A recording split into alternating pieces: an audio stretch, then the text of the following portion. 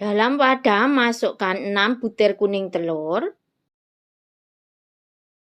50 gram gula pasir, 1 saset santan instan kemasan kecil 65 ml, 60 ml minyak goreng resap asli 55 ml ya. Pasta pandan secukupnya. Aduk semua bahan sampai tercampur rata dan gulanya menjadi cair.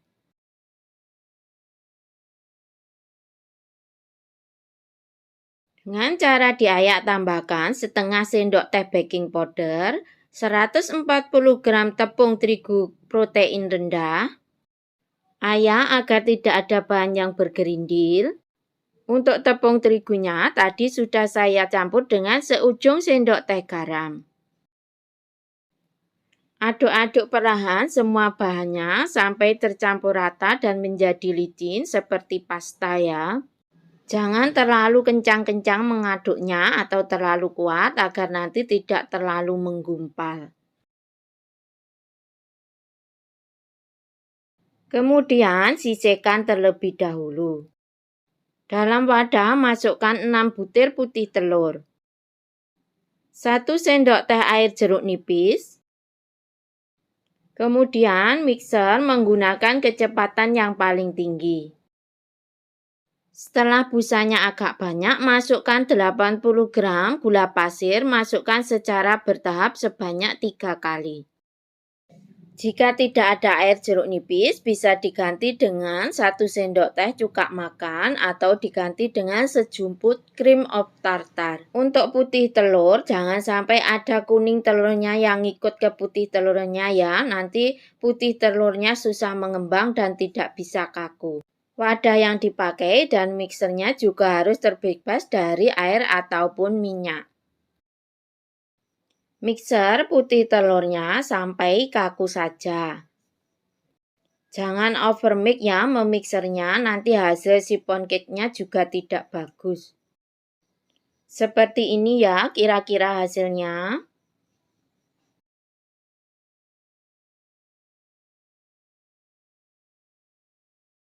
Dan jika wadahnya dijungkirkan, maka tidak akan jatuh ya untuk adonan putih telurnya.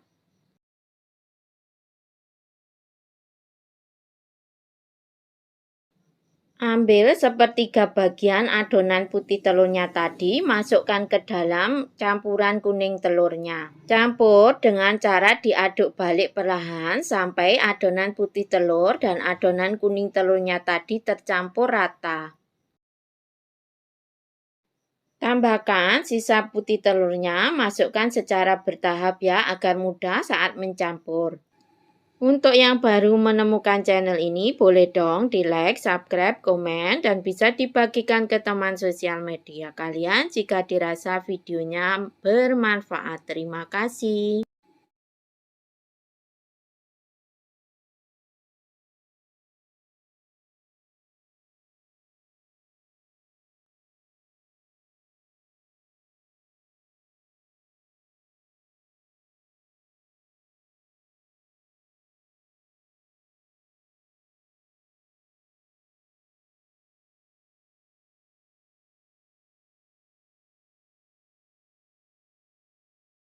Setelah semua putih telur dimasukkan, kemudian aduk balik sampai semua bahannya benar-benar tercampur dengan rata. Perlahan-lahan saja ya mencampurnya agar putih telurnya nanti tidak kempes.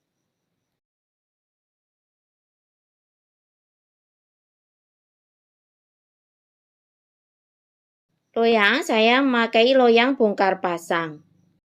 Loyang yang saya pakai ini berbentuk lurus ya, jadi atas bawah itu diameternya sama. Loyang tidak perlu diolesi apa-apa agar nanti hasil sipon cake-nya tidak kempes. Loyang yang saya pakai ini diameter 21 cm, tingginya 9 cm ya.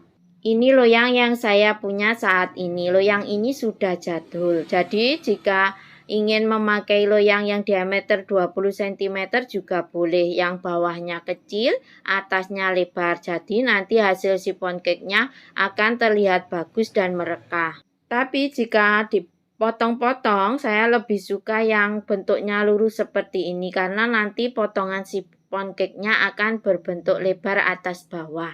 Semua dikembalikan lagi ke selera masing-masing ya. Putar-putar adonan dengan tusuk sate atau lidi untuk mengeluarkan gelembung udara yang terdapat dalam adonannya, juga sekaligus untuk meratakan adonan.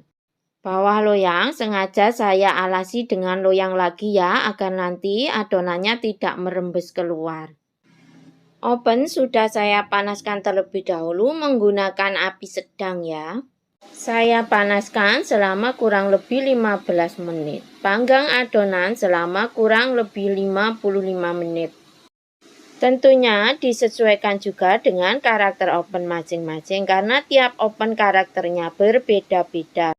Saya letakkan di rak tengah. Jika ada tutup lubangnya, maka sebaiknya ditutup ya. Bismillahirrahmanirrahim. Alhamdulillah, lihat hasilnya sudah terlihat mengembang ya. Kemudian tes dengan tusuk lidi. Jika tidak ada adonan yang menempel, itu tandanya sifon cake sudah matang dan siap untuk diangkat.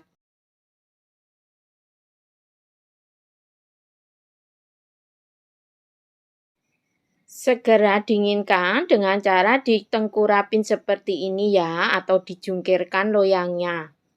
Karena loyang saya sudah ada kakinya, jadi tidak perlu bantuan penyangga botol.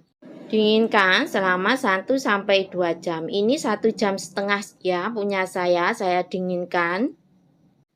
Alhamdulillah hasilnya terlihat bagus ya dan juga tidak menyusut.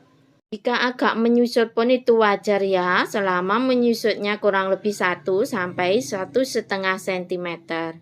Sisir pelan-pelan bagian pinggiran sifon cake untuk nanti memudahkan mengeluarkan dari loyangnya. Jika mempunyai pisau yang tipis, tajam dan panjang, maka hasilnya juga akan lebih bagus.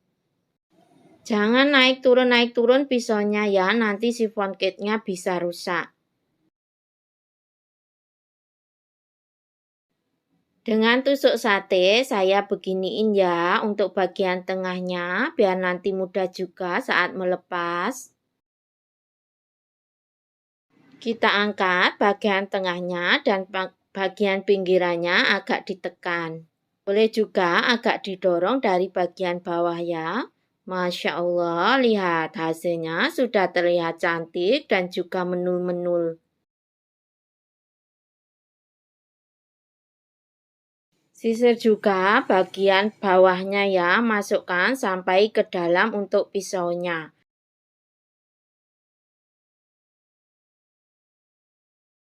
Jangan maju mundur juga pisaunya saat menyisir agar nanti tidak rusak untuk sifonnya.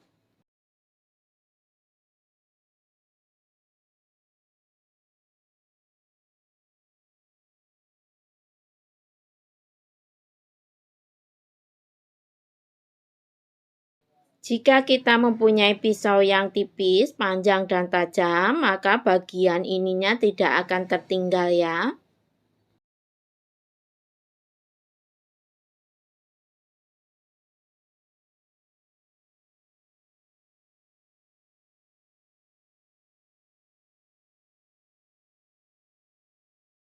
Sekarang kita potong-potong dan siap untuk disajikan.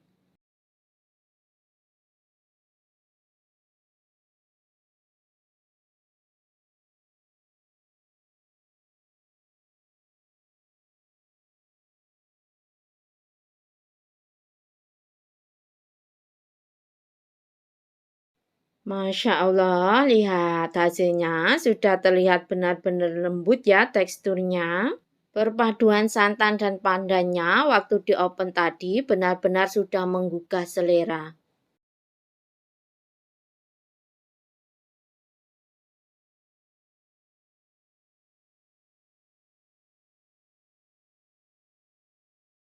Bismillahirrahmanirrahim.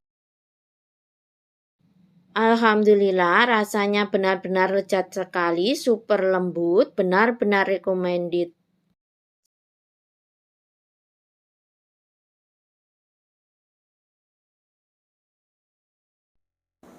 85 ml santan, saya memakai santan instan kemasan kecil ditambah air sampai jadi 85 ml. 60 ml minyak goreng,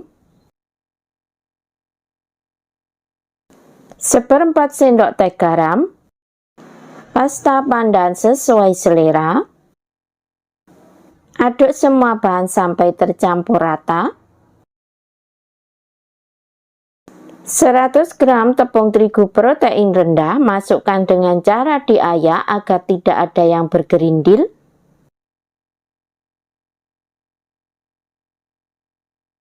Aduk perlahan sampai tepung tercampur rata dengan cairannya.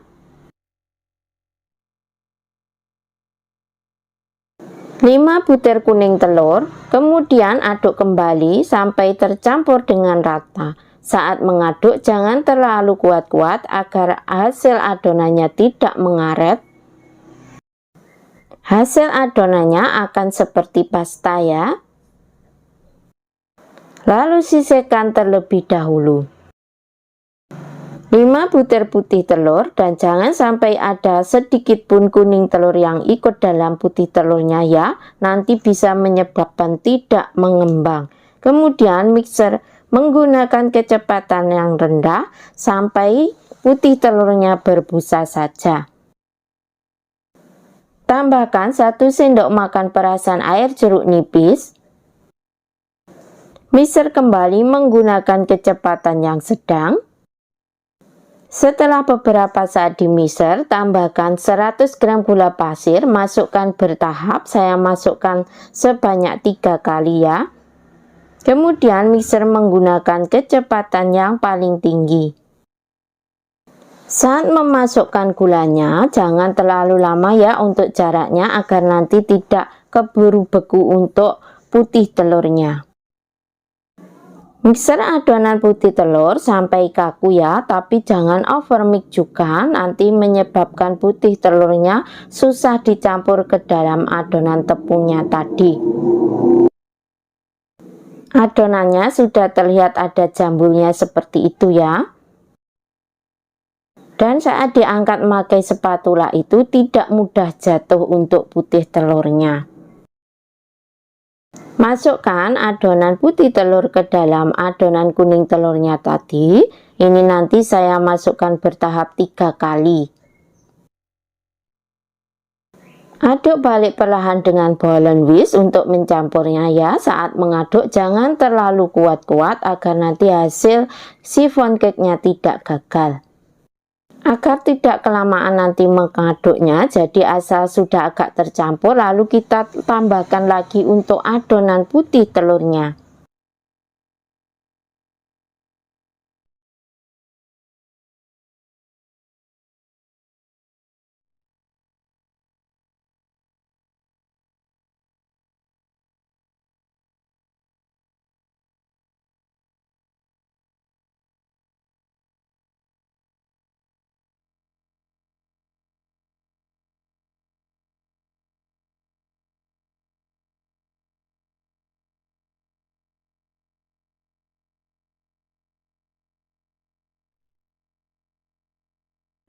Dengan spatula kita aduk untuk memastikan jika adonan sudah benar-benar tercampur dengan rata.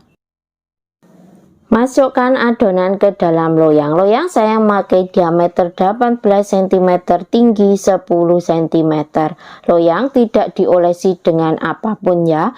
Loyang saya memakai loyang bongkar pasang khusus untuk chiffon cake.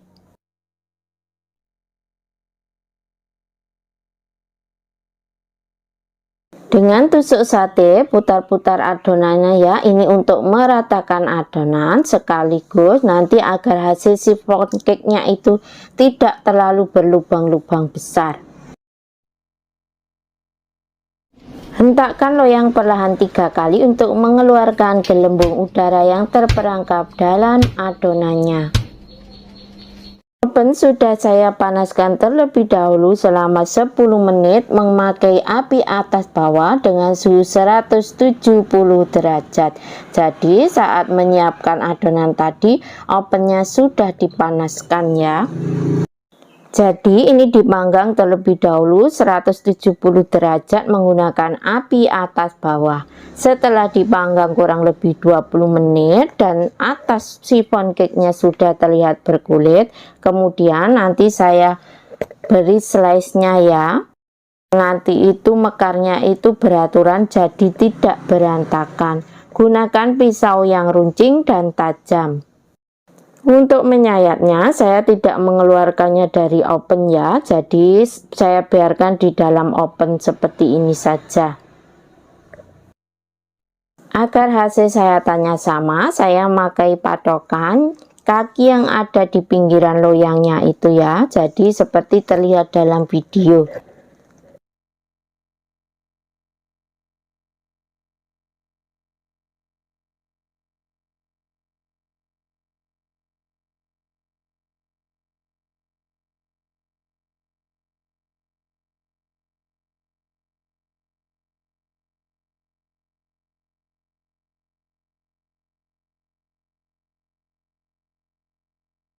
Panggang kembali dan turunkan suhunya menjadi 150 derajat. Panggang selama kurang lebih 60 atau sampai 90 menit, tentunya disesuaikan dengan karakter oven masing-masing.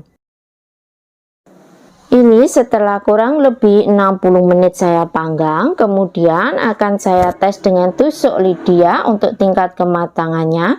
Jika tidak ada adonan yang menempel, itu tandanya chiffon cake sudah matang. Segera balik loyang untuk mendinginkan chiffon cake agar nanti hasil chiffon cake-nya tidak ambles. Biarkan dingin selama kurang lebih 1–1,5 jam. Setelah dingin, siap dikeluarkan dari loyangnya. Masya Allah, hasilnya tidak kempes dan cantik ya. Tapi jika ingin hasilnya lebih kecoklatan lagi, maka pengopenan bisa ditambahkan selama kurang lebih 10 menit.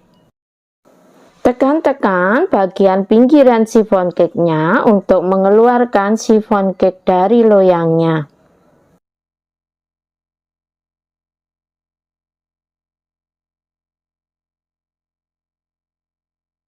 Bagian pinggiran bawahnya juga ya, ditekan-tekan perlahan. Setelah itu nanti saya bantu dengan bantuan pisau. Putar perlahan pisaunya di dasar loyang, tapi jangan keluar masuk ya untuk pisaunya agar nanti hasil chiffon cake bawahnya itu tidak rusak.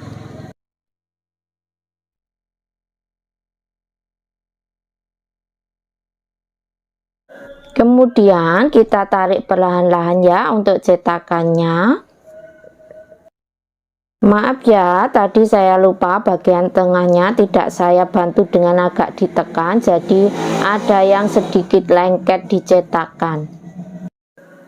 Potong chiffon cake dengan cara seperti digergaji ya, agar nanti hasilnya itu cantik.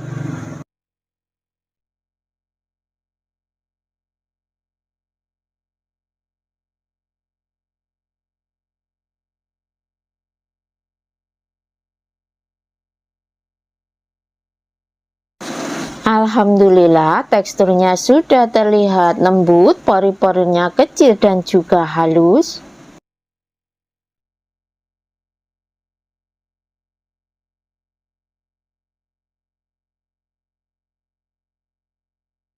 Bismillahirrahmanirrahim. Alhamdulillah, manisnya pas, gurihnya terasa, wangi pandannya benar-benar enak.